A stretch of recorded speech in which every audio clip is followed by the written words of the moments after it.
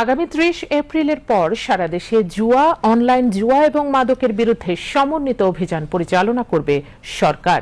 আজ জাতীয় সংসদে অবৈধ সীসা লাউঞ্জ বন্ধ করা প্রসঙ্গে জরুরি জনগুরুত্বপূর্ণ বিষয়ে এক নোটিশের জবাবে স্বরাষ্ট্রমন্ত্রী সালাউদ্দিন আহমেদ এই তথ্য জানান।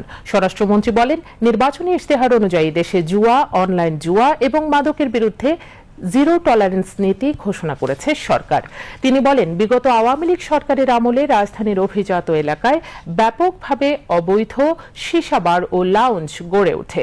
তিনি বলেন, বর্তমান সরকার এ বিষয়ে সার্বক্ষণিক পুলিশি নজরদারি অব্যাহত রেখেছে এবং বিশেষ অভিযান পরিচালনা করে অপরাধীদের গ্রেফতার করে আইনের আওতায় আনা হচ্ছে।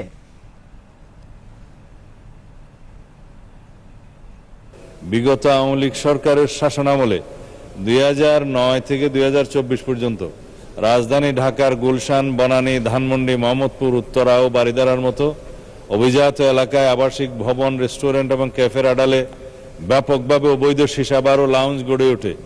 প্রভাবশালী রাজনৈতিক ব্যক্তি, অসাধু ব্যবসায়ী এবং প্রশাসনের কতিপয় কর্মকর্তার ছত্রছায়ায় নিয়মিত এসব স্থানে মাদক সেবন, কেনাবেচা সহ বিভিন্ন অনৈতিক কর্মকাণ্ড পরিচালিত হতো। বিভিন্ন সময়ে অভিযানে কিছু সীসা বার বন্ধ হলেও পরিবর্তন করে এবং প্রভাব খাটিয়ে আবার তা চালু হতো। ঢাকা মেট্রোপলিটন পুলিশের গোয়েন্দা ও অপরাধ বিভাগ কর্তৃক সার্বক্ষণিক, প্রকাশ্য ও গোপন পুলিশি নজরদারি অব্যাহত আছে। নিয়মিত পুলিশ টহলের পাশাপাশি বিভিন্ন সীসা লাউঞ্জ, রেস্টুরেন্টে বিশেষ অভিযান পরিচালনা করে অপরাধীদের গ্রেফতার করে আইনের আওতায় আনা হচ্ছে। আমরা আমাদের নির্বাচনী ইশতেহার অনুযায়ী, জাতির কাছে প্রদত্ত প্রতিশ্রুতি অনুযায়ী এদেশে জুয়া, অনলাইন জুয়া এবং মাদকের বিরুদ্ধে জিরো টলারেন্স ঘোষণা করেছে।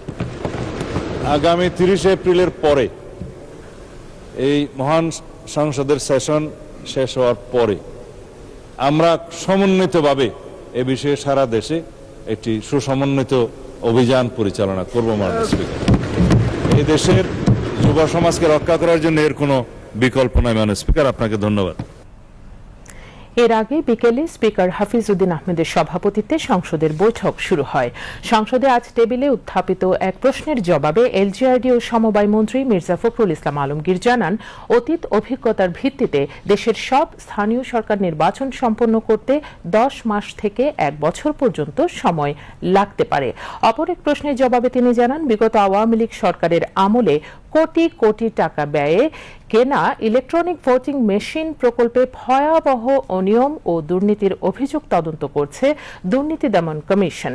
একই সঙ্গে অডিট অধিদপ্তর প্রকল্পটিতে বিভিন্ন আর্থিক অনিয়মের আপত্তি তুলেছে, যা এখনো নিষ্পত্তি হয়নি। এক প্রশ্নের জবাবে যুব ও ক্রীড়া প্রতিমন্ত্রী মোহাম্মদ আমিনুল হক বলেছেন, বর্তমান সরকার ক্রীড়া উন্নয়ন এবং ক্রীড়া কার্যক্রম সম্প্রসারণে খেলাধুলাকে পেশা হিসাবে প্রতিষ্ঠাকরণ এবং জাতীয় শিক্ষাক্রমে 4র্থ শ্রেণী থেকে খেলাধুলাকে বাধ্যতামূলক করার ব্যবস্থা গ্রহণ করেছে। অপর এক প্রশ্নের জবাবে ক্রীড়া প্রতিমন্ত্রী জানান, সরকার দেশের 64 জেলায় স্পোর্টস ভিলেজ নির্মাণের পরিকল্পনা গ্রহণ করেছে।